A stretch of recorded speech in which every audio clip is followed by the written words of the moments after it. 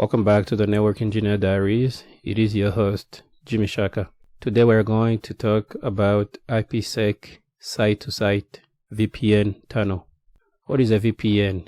A VPN is a virtual private network, and what a VPN does is to provide connectivity between two private networks. With a VPN, two end users in two separate private networks, they can send and receive data to each other across a public network as if the two computers or two devices were connected in a private network. As you can see here, we have this topology that consists of two offices, an office in the city of Dallas and another office in New York City. In Dallas, we have two computers, a router and a switch.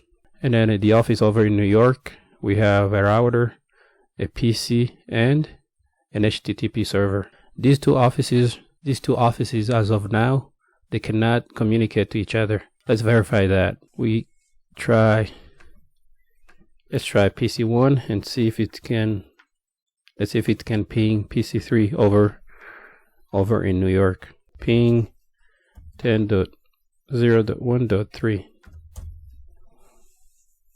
We shouldn't be able to connect via the internet because the tunnel is not set up yet. Okay, there's no connectivity between the two offices. How about trying to reach the HTTP server? PC1 over in Dallas is trying to reach the HTTP server over in New York. 10.0.1.2. Again, this is going to fail because there's no connectivity between the two offices. Good. The request has timed out. Perfect. Okay. Next, I'm going to show you that we don't have any static routes configured on this AT&T router, the service provider router. Show IP route. As you can see, there's no routes configured on this AT&T router other than the two local networks, which are that and this. Other than that, we don't have any static routes for this router to be able to communicate across these two offices. Okay, this is going to simulate the internet. Okay, and also on these two routers, R1 and R2, we have configured show IP route. We have configured a static route on each to point all traffic towards the public IP address on the internet service provider. For our office in Dallas, we are pointing all the traffic towards ISP, internet service provider, AT&T router at this public IP address of 255.100.2, which is this one right here. And we did the same for R2. R2 is pointing its traffic towards this AT&T router IP of 255.100.10, exactly like we configured here on this static route. Okay, so we have purchased a total of quite a few public IP addresses which are configured on the internet service provider interfaces, and our internal router R1 and R2 on the interfaces that are facing towards the public domain. Okay, so how do we configure this? Let's go ahead and dive into this. First, let's go to R1. We are going to go to the global config mode, and the command for that is, there are two phases to the IPsec VPN implementation. Phase 1 is it's going to do three things.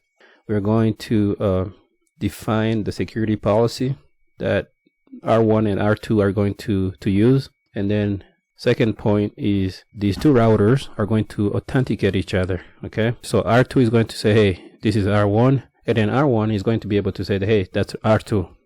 Okay, vice versa. the authentication. And then once that is complete, they're going to set up a tunnel between these two. Okay, that's phase 1. And then phase 2, we are going to use IPsec policy to protect the IPsec data that's going to go across this channel we just created in phase 1. Okay, let's go ahead and dive into this.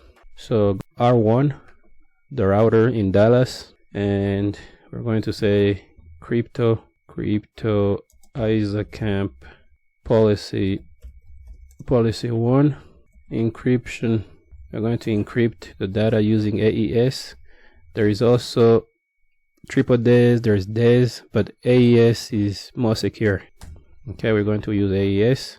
Hash, we can also, with hash, we have two options here, MD5 and SHA. SHA is a little bit more secure. Okay, so we're going to use SHA. And then we're going to say authentication, pre-share a key. Authentication, we're going to share a key. We're going to use group 2, lifetime 1 day. Okay, 86,400 seconds. Crypto ISACamp key. Crypto ISACamp key.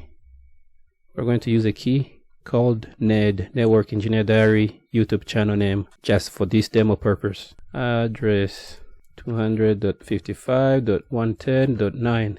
So that IP address is the address of R2 towards which we're sending this traffic to. Okay, and then enter. We're going to, so phase 1 is complete, so the channel is now created. Next, we're going to define IPsec security to protect the data going through this channel we just created. So we're going to say crypto IPsec transform set network engineer diary YouTube channel TS. So that's the name of the transform set. ESP-AES ESP-SHA-HMAC. Okay.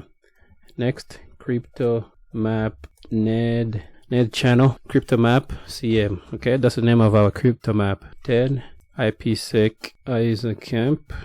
As you can see here, it is saying that it's currently disabled, and it's going to come up as soon as we configure a peer.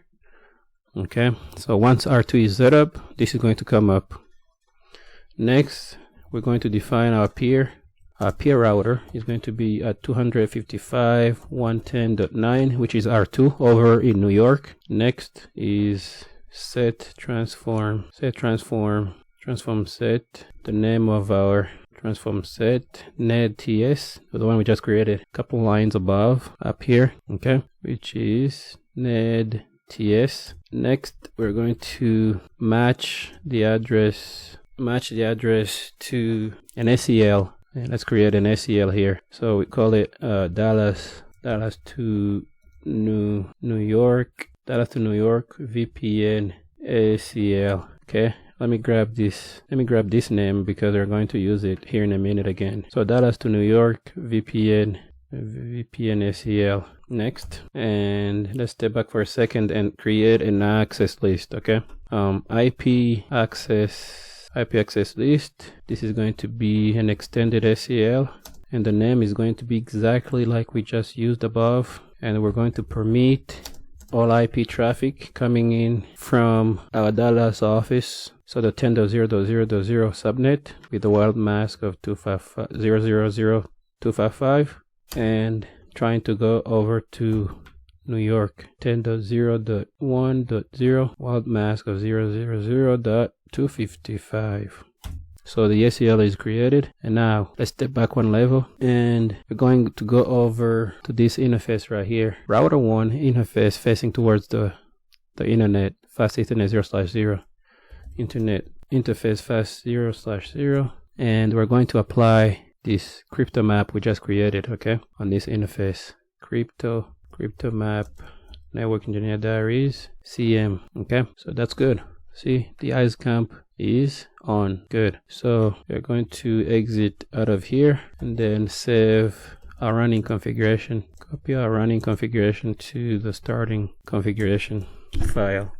So good. Next, we're going to technically do the same over in New York. R2, we're going to say go to the global config T, and then crypto ISACamp policy 1, encryption AES hash authentication.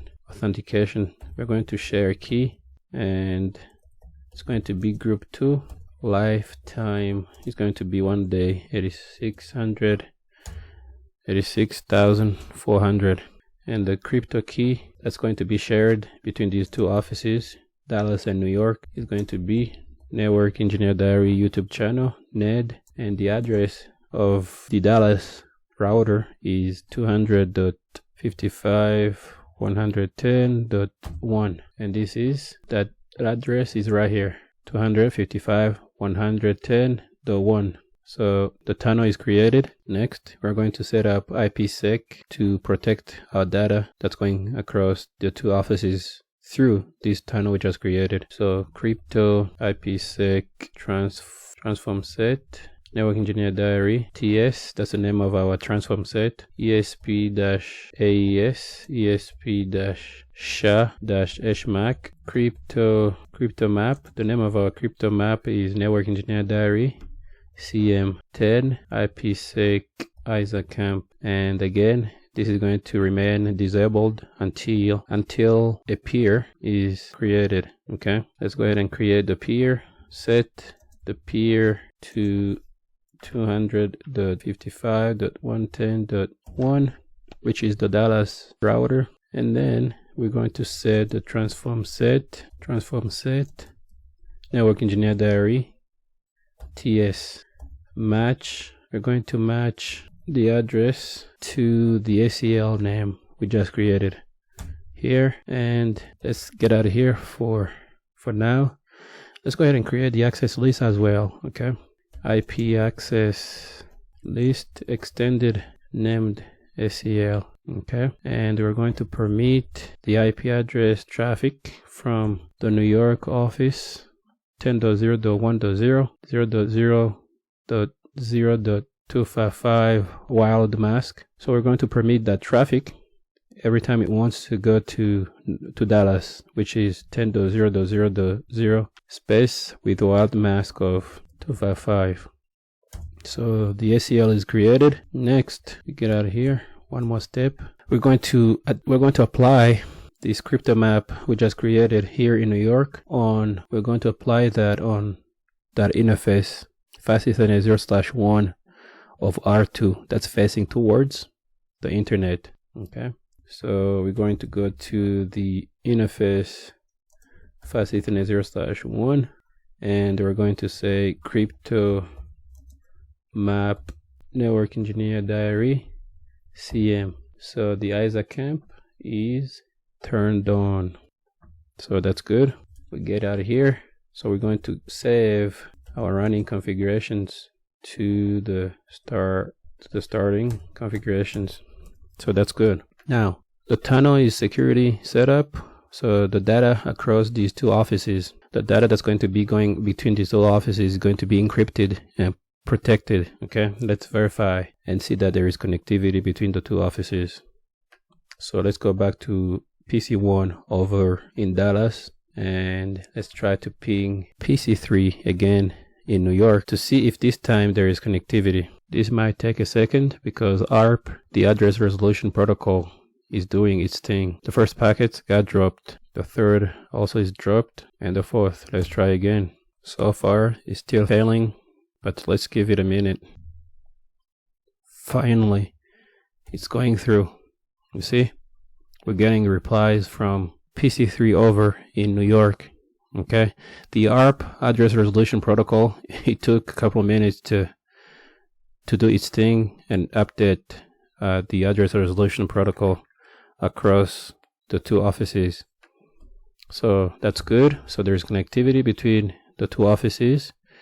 We can also verify that PC1 can reach the server that's over in New York. Okay, let's try that. 10.0.1.2.